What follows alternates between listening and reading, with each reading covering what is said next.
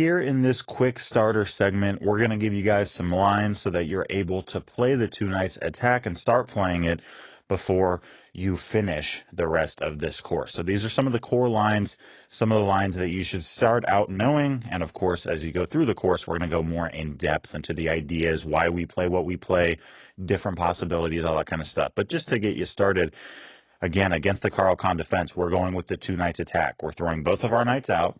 And the most common move that we see from black is black going, I'm going to take the pawn on e4. In this case, we'll capture back. And against the move knight f6, black is probably expecting us to take this knight.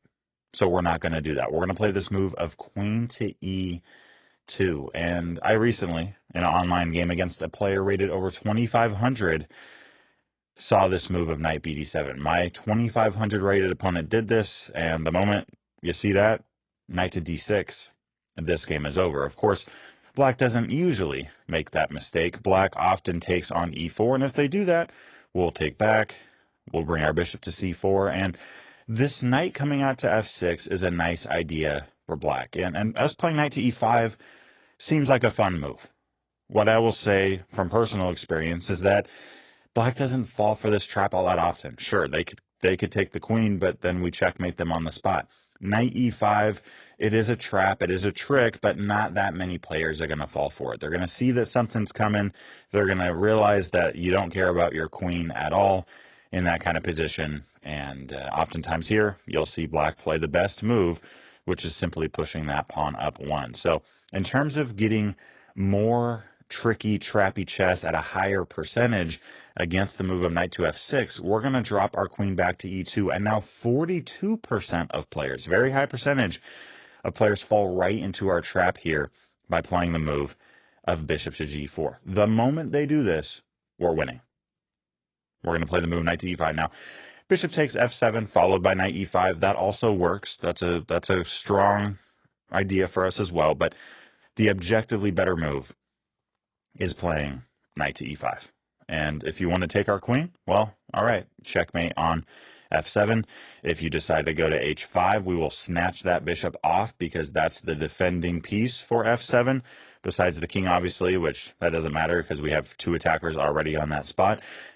And if black goes with the move of bishop to e6, which is the best move they have, we can capture castle kingside, and positionally, we have a really nice position to work with here. The bishop on f8 is terrible. The pawn on e7 cannot move because of the pawn on e6. The pawn on e6 cannot move because of our knight. So in terms of developmental chess, black probably wants to fianchetto their bishop, but this pawn on e6, it is doubled and it is isolated. What we want to do is keep our eye on that pawn and look to put pressure against it. A common theme that we're going to see throughout the course is us playing the moves of c3 and d4, staking space in the center, fighting for dark squares like c5 and e5. And one possibility for us in this kind of position going forward is to, play something like rook to e1, play something like knight to f3, and really just go after that pawn on e6. It's not going anywhere. You don't need to feel the pressure to win it in the next couple of moves, but you want to keep adding more and more pressure against it, and black's just not going to be able to hang on to it. Their bishop cannot help out. Their knight is not in a good spot, and no pawns, because this is isolated, no black pawns can give it support. So we're going to be able to snatch that pawn off sooner or later. Returning to queen e2. As we saw, bishop to g4, as popular as it is, it just gives black a losing position. By playing knight to e5, we're threatening checkmate, and we're threatening to capture that minor bishop right off the board. What else could we see here? Well, if we see this move of e6, we can continue now with castling kingside, and again, we have this idea of c3, looking to advance in the center with the move of pawn to d4, staking out e5. Knight e5 is definitely something that we want to look at some point. Maybe we'll play bishop f4 and also stake out that e5 spot, but we as white from this point are playing a very natural developmental game of chess, and we're in a good spot. So as we just saw with the move of knight to f6, we're not taking that knight. That goes right into black's plan. We're going to play the move of queen to e2. Keep an eye out for the move of knight bd7, which gives you a win on the spot. And if black takes on e4, your queen's going to capture back. Your bishop can look towards a spot like c4 targeting f7. And the f-pawns in the game of chess, when the game starts, are the weakest pawns on the entire board because of the fact that only the king defends them. And we as two knights attack players are going to be targeting f7 again and again and again throughout this entire repertoire. What else could we see here, though, from the black side, besides knight to f6? Well, we could see the bishop activate. I mean, a huge reason why Caro-Kann defense players exist is because they don't want to play the French and have a French bishop, but they still want to support that d5 push with the pawn. So that's why they go with the move of c6 instead of e6. So let's cover both of these. Let's take a look at the move of bishop to f5 first. Notice our knight is hanging and it's attacked by the bishop. And a common theme throughout this course as well is to do a right cross counter-attacking punch. We're going to play knight to g3, a right cross. Our knight was hanging and attacked. Now it's the bishop that is hanging and attacked. And a lot of players here, the large majority, are going to go with bishop to g6. And now we go with the move of h4. We're threatening to trap that bishop. You want to play something quiet like e6 or a6 or whatever, h5. The bishop's trapped. So here you will often see the moves of h6 or h5. And with the move h6, they're probably expecting h5. That's common in a lot of Caro-Kann defense type lines, but in this case, guys, e5 is available. There's nothing guarding this square. So we're going to play the move of knight to e5. Jump into that spot. Black doesn't want to take with the f-pawn. That pawn on g6 would be extremely weak, not to mention the light square of e6 becoming weak as well. So this is not good for Black's safety, king safety, their game plan, their pawn structure, anything. But with the move of bishop to h7, this is not a great move.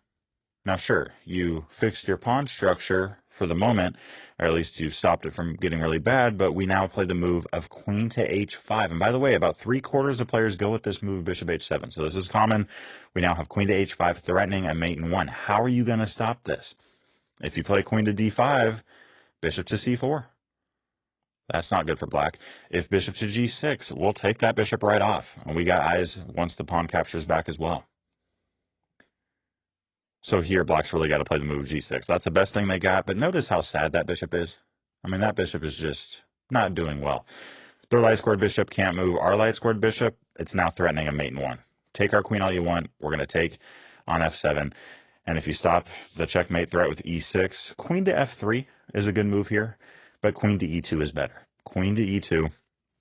And what we're doing here is we're actually targeting the pawn on e6 with our bishop and with our queen. Why would we do that? Well, there's only one defender, and that's the f-pawn that we're looking directly at. So if we see something like bishop to g7, we can snatch that pawn right off the board. We're attacking the queen and the rook. And if you take our knight, this game is going to be rounding out with us winning on the 13th move. And if Black here finds the best to move, which is only 12% common, by the way, with queen to e7, okay, we no longer have this sacrifice because the queen has eyes on f7 and e6, but we can play knight to e4. Knight to e4, and from this point, we're going to be looking to capture something with this knight if possible. I mean, if we see something like knight to f6, we're going to look to capture that knight right off. If we see something like bishop to g7, can this knight capture anything? No. So we're going to play the move pawn to d4. Advance in the center, guard the knight. Getting rid of your dark squared bishop, that's fianchettoed, and giving us a pawn on e5 there is not a great idea positionally for Black at all. So you might see a move like knight to d7. If you do, you can snatch that knight off and now play pawn to d5. I love this position for the white side. And it turns out you can't take it. I know you got a queen. I know you got a pawn on c6 and e6 all looking at d5. But if you take the pawn on d5, you're in major trouble as Black. Major trouble. You're losing. I mean, you're already losing no matter what you do. But if you play something like e takes d5, knight to f6, double check. You are getting checked from 2 different directions. You can't block the check because of that. And on top of that, you can't block a check against the knight anyways. But this king's got to move. If you go to f8, checkmate. If you go to d8, okay, it's not checkmate, but we still just snatched your queen right off the board. And now let's return to the position of d5 again.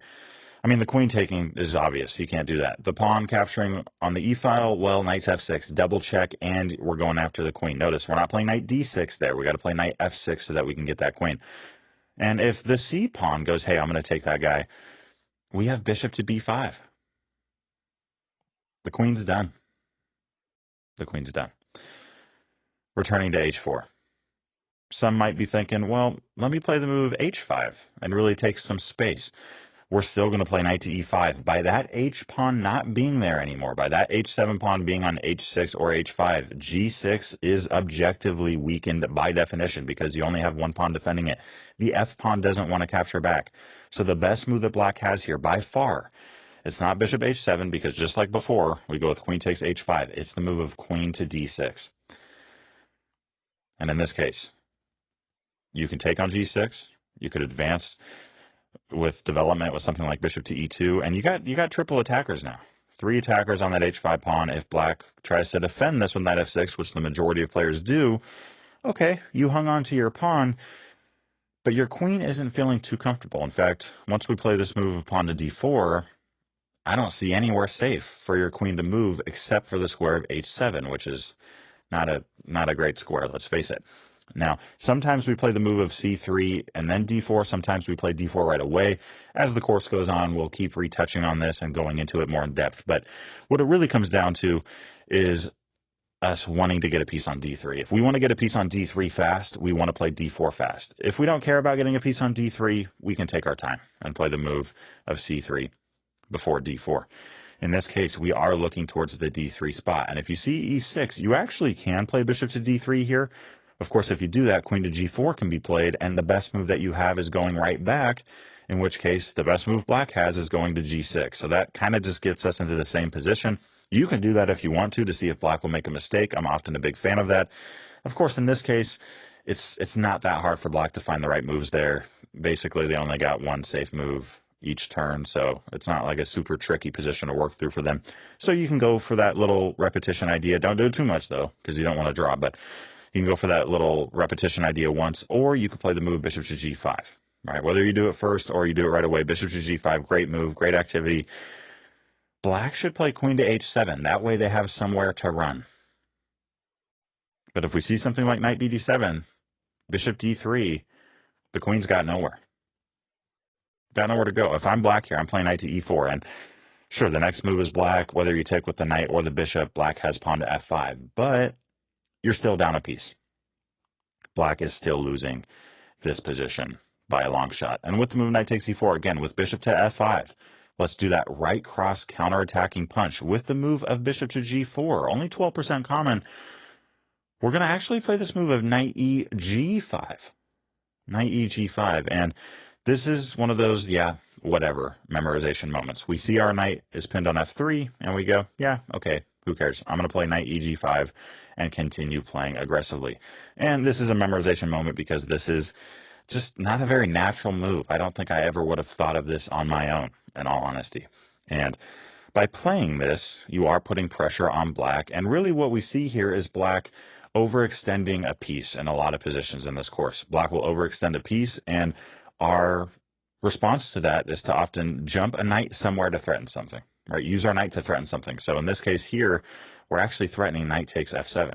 Now, if we see something like knight to f6, this doesn't work, right? This isn't the best move, but if we play something like bishop to c4, that's a great way of putting pressure on that pawn. And if black ends up stopping that, we can play queen to e2. We've seen queen e2 before already. Queen to e2 does a great job of putting pressure on e6. And if black decides to take on f3, we'll capture back with the queen here to keep pressure on black. Of course, you can take back with the knight as well.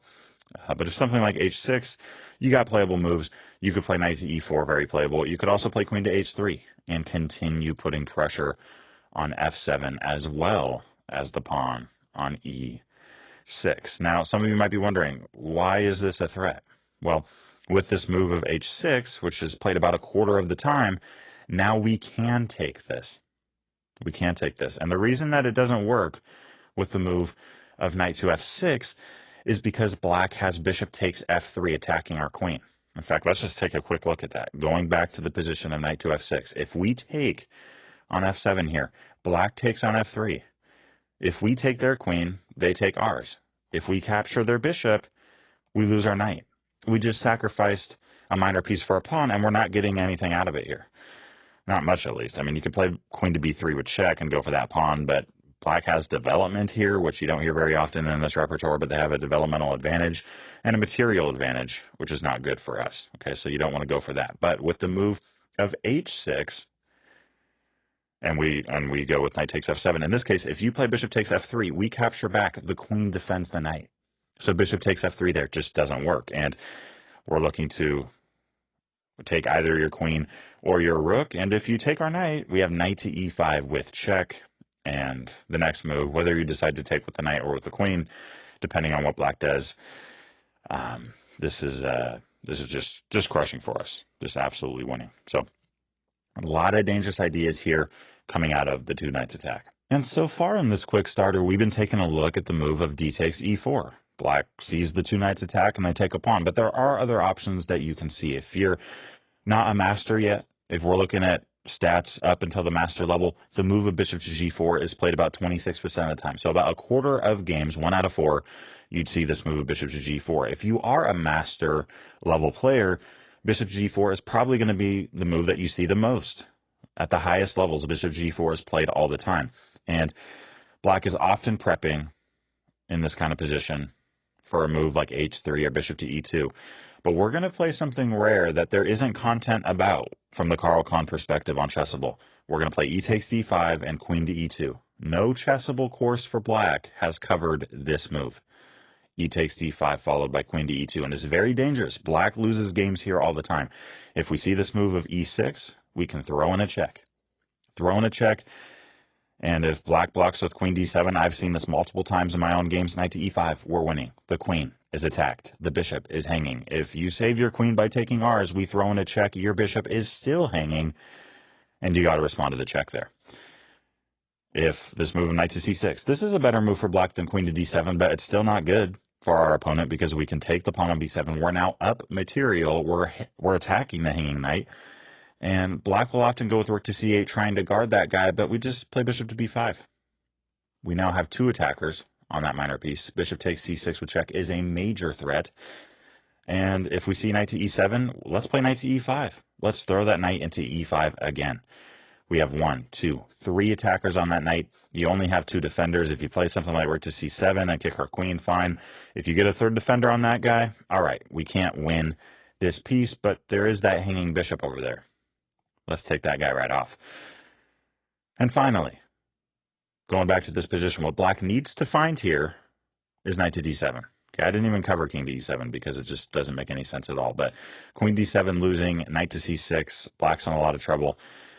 Black's got to find the move knight to d7. And if we see that, queen takes b7 is the engine move. And we're not going to fault you at all if you decide to go into that. But this move of knight to e5 is very hard for black to play against. In fact, there's only one move for black that gives them a slight advantage, a slight edge, and that's the move of a6. And even then, if we play well from that point, we're not losing. We're not even close to losing there.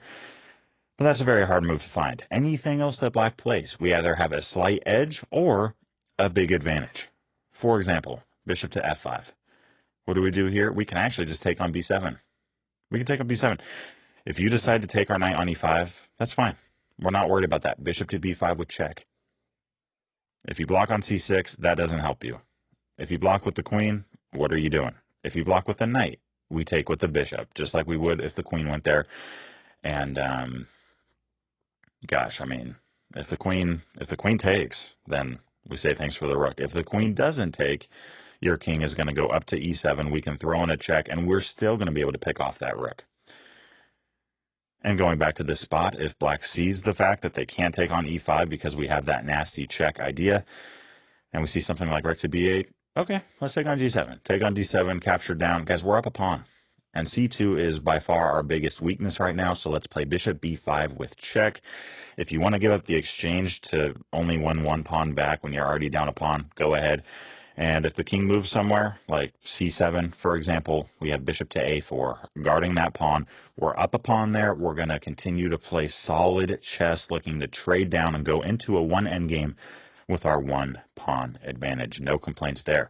Returning to knight f3. You could see this move of d4, and this is not a good move. It's just terrible. It gives you a lot of flexibility, a lot of options as white. Knight to e2 is the move that we're recommending. That's the engine move. By doing that, you are double attacking that pawn on d4. And if you see something like pawn to c5, you have some options here. You have some flexibility in terms of how you want to approach this position. c3 is a great move here, putting 3 attackers on that guy. If something like d3, you can actually think about knight to f4, putting more pressure against that pawn. And black has to be careful here. You can push pawns all day long, and a lot of beginners do that when they start playing chess. For example, when I'm visiting schools and stuff like that and teaching kids how to play, once they know all the pieces, they still tend to just push pawns and push pawns and push pawns. But the more you push your pawns, the more overextended your position gets, and you really create weaknesses. So here, black playing d3 is not a good move. And if you play something like knight to c6 defending it, we can take on d4. And if you capture back with the pawn, queen to a4. Notice how we're continually putting more and more pressure on the black camp. There are 3 attacking pieces on this pawn on d4. We're pinning the knight on c6. And, yeah, I mean, this is just a very, very pleasant position for us to work with. And with c5, there's another way to play this, which is knight to g3. And I've adopted this kind of playing style against certain setups. But playing knight to g3, you are getting your knight to the king side very quickly. You can play this move of bishop to c4. And black here has a big decision to make. Do they want to put their pawn on e6 or e5? And if they put their pawn on e6, the good news for them is that our bishop isn't as active. The bad news for them is that their bishop isn't great. So, you know, there's some pros and cons there for black. If we do see the move of pawn to e5, taking space, playing aggressively, their bishop has more range, but so does ours. We're going towards that f7 pawn. We can now continue with a move like pawn to d3. We're going to be looking towards castling king side, h3, potentially looking towards knight h4 and knight f5 at some point, obviously when the queen's not looking right at that square, and maybe even f4. We have a bishop aimed towards the king side, and we have a fun game ahead of us. So that's a fun way to play this kind of position out. So really up to you there against the move of d4. You can play knight to e2. Knight to b1, you can do it, but knight to e2 there is the objectively better move. And then from there, it's up to you. Do you want to play knight to g3, or do you want to play c3 and really go after black's overextended pawn on the d file? And finally, this move of knight to f6. This is the final move in this position that we're going to be covering in the quick starter segment before we go more in depth in all of the following chapters. Here against knight f6, let's push our caveman pawn. The caveman pawn pushing up to e5. There's going to be some moments here where we play the move of e6 to really mess up black's pawn structure. Of course, in order for that to happen, the bishop can't be looking at e6 for us to think about that move. But there are different things that we could see here. The main line move is knight to e4. That's the best move that black has. That's the best move by far. It's better than knight to g8. It's definitely better than knight fd7. Knight to e4. Against this, what are we going to do? We're going to go right this way for this pawn to be able to push. And this is a common theme, that when black invades, we're going to go right this way. We're not taking that knight and allowing that pawn to start attacking our other knight and threatening it on f3. We're going to go right this way with the knight coming to e2. If we see something like queen to b6 threatening a mate, let's not bring a knight to d4. That's not super sturdy and solid. Let's play pawn to d4. And if something like e6, now that we have f2 covered and saved, let's play knight to g3, offer a trade. If black decides to play c5, we're not going to take this knight on e4 right away because we really want our bishop on d3 there. We really do. So we don't want to take on e4, let the pawn take, looking at d3, looking at f3. Let's play bishop d3 first and then look towards taking on e4. And if we do see knight takes g3, we're actually going to switch things up a little bit. Usually, when you're looking at chess opening theory or the game of chess in general, you want to take towards the center. But in this case, we're going to take away from the center because when we castle, which by the way gets us off of this diagonal, which is great, our rook is looking all the way down to f7. And we have a lot of dangerous ideas, including knight g5 in certain spots. If knight to c6, knight to g5 here, not the best idea as e5 falls, but we can play queen to e2.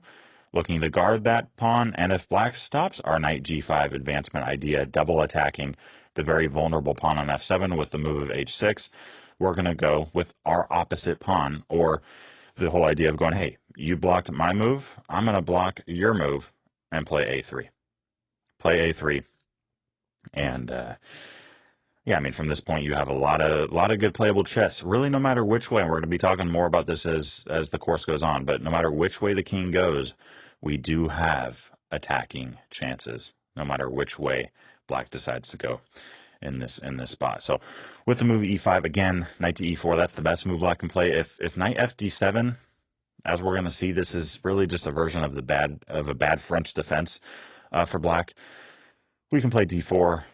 And with e6, we got to realize, wait, this bishop can't see e6. Let's play knight g5. Let's put pressure on this very vulnerable king side, where besides the king, you only got two pieces right now at the moment. And if h6, we're able to take on e6. Now, this doesn't apply if the bishop can see the knight. But without that bishop being able to see the knight on e6, with that knight being on d7, plugging up black's development, they got to take with the pawn. And if they do, we throw in a check. We can play queen to h4.